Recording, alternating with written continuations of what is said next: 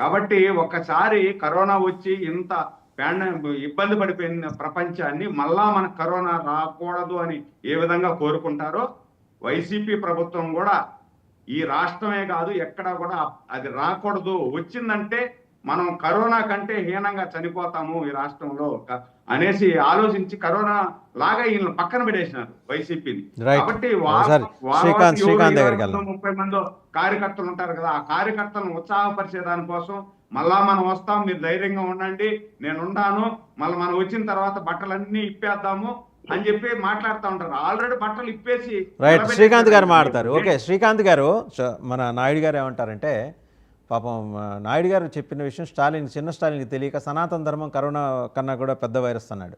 అంతకన్నా పెద్ద వైరస్ మీరని ఇప్పుడు సురేంద్ర నాయుడు గారు ఒక సూత్రం చెప్పారు. ఈ వైరస్ని వదిలించుకునే కార్యక్రమం కోసం రాష్ట్ర ప్రజలందరూ ఏకమయ్యారు కాబట్టే మీరు 11 దగ్గర ఆగారు. అది ఆయన అన్నది. ఇప్పుడు సార్ నాయుడు గారు మీరు అడిగిన దానికి చెప్పకుండా ఏదేదో మాట్లాడారు. పాపం ఆయనకు మీరు అడిగింది ఏమి, ఉండవల్లి గారి గురించి ఏదో అడిగారు. పాపం వారి దగ్గర సమాధానం లేదు, ఏదేదో చెప్పుకుంటూ పోయి ఆయన మాట్లాడారు. ఉండవల్లి గారిని మాట్లాడే అర్హత గాని నాయుడు గారికి లేదని చెప్తున్నా. ఎందుకంటే ఆయన చెప్పినది రాష్ట్రంలో ప్రజల బాగోగులను దృష్టిలో పెట్టుకొని చంద్రబాబు నాయుడు గారి మీద కేసులు ఉన్నాయి కాబట్టి, అడిగితే అక్కడ లోపలేస్తారు కాబట్టి, తేలేడు కాబట్టి పవన్ కళ్యాణ్ అయితే తేగలడు అని ఆయన వ్యంగ్యంగా చెప్పాడు. ఆయన గుర్తు పెట్టుకోవాలి. సీనియర్ నాయకులు ఎలా మాట్లాడతారనేది తెలియకపోతే నాయుడు గారు ఉండండి ఆగండి, కొద్దిగా ఆగండి చెప్తా, కొద్దిగా ఆగండి. నిజంగా చంద్రబాబు నాయుడు గారు ఏమీ చేయలేరని ఉండవల్లి గారికి తెలుసు. పవన్ కళ్యాణ్ గారు ఉత్త మాటలు మాట్లాడతారు కానీ ఏమీ చేయలేరని తెలుసు. కానీ ప్రజల బాగోగులు దృష్టిలో పెట్టుకొని ఒకవేళ నిధులు రాష్ట్రానికి వస్తే పవన్ కళ్యాణ్ ద్వారా వచ్చే అవకాశం ఉంది అని చెప్పారు. అంటే దాన్ని పవన్ కళ్యాణ్ గారు యూటిలైజ్ చేసుకొని దాన్ని మాట్లాడి తీసుకొచ్చే ఏర్పాటు చేయాలి. కానీ దాన్ని పట్టుకొని ఆయన ఏదో ఉంటాడు, ప్రెస్ మీట్లలో వస్తూ ఉంటాడు, పోతూ ఉంటాడు అనేది చాలా హాస్యాస్పదంగా ఉంది నాయుడు గారు చెప్పేది. వారు సీనియర్ నాయకులు.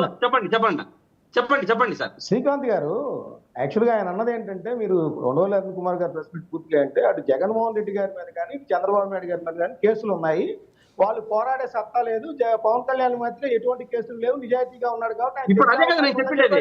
ఇప్పుడు నేను చెప్పేది అదే, చంద్రబాబు నాయుడు మీద మాత్రమే కేసులు ఉన్నాయి అంటున్నారు. అంటే ఇప్పుడు అట్ట కాదు, ఇప్పుడు పోరాడలేదని చెబుతున్నారు. ఇప్పుడు చంద్రబాబు నాయుడు గారు అధికారంలో సీఎం గా ఉన్నారు కాబట్టి ఇప్పుడు జగన్మోహన్ రెడ్డి గారు పోయి తాలేరు కదా. అదేనండి నేను చెప్పేది. ఇప్పుడు పవన్ కళ్యాణ్ గారు తెస్తే ఇప్పుడు కూడా మళ్ళీ రాజీనామా చేయించచ్చు, ఇప్పుడు కూడా మీ ఎంపీ చేత రాజీనామాలు చేయించచ్చు, కేంద్రం మెడల్ వంచే ప్రయత్నం చేయొచ్చు. అవునండి, ఇప్పుడు ఎక్కువ పోరాటం కాదు, మీరు కూడా జర్నలిస్ట్ గా అలా మాట్లాడితే ఎట్లా? కేంద్రంలో అధికారంలో ఉన్నదే వీరి వల్ల, నితీష్ కుమార్ వల్ల. వీరే కాకపోతే ఇంకా ఎవరు చేస్తారు? శ్రీకాంత్ గారు, అన్ని పార్టీ రైట్ ఏదో ఇష్యూ వచ్చినట్టు. హలో, వీరే తేకపోతే ఇంకా ఎవరు తెస్తారు చెప్పండి?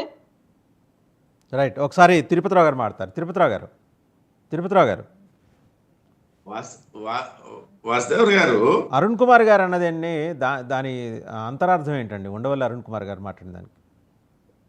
వాసుదేవన్ గారు, ఈ ఉండవల్లి ఊసరవల్లి ఇవి ఇప్పుడు మనకు అసలు చర్చ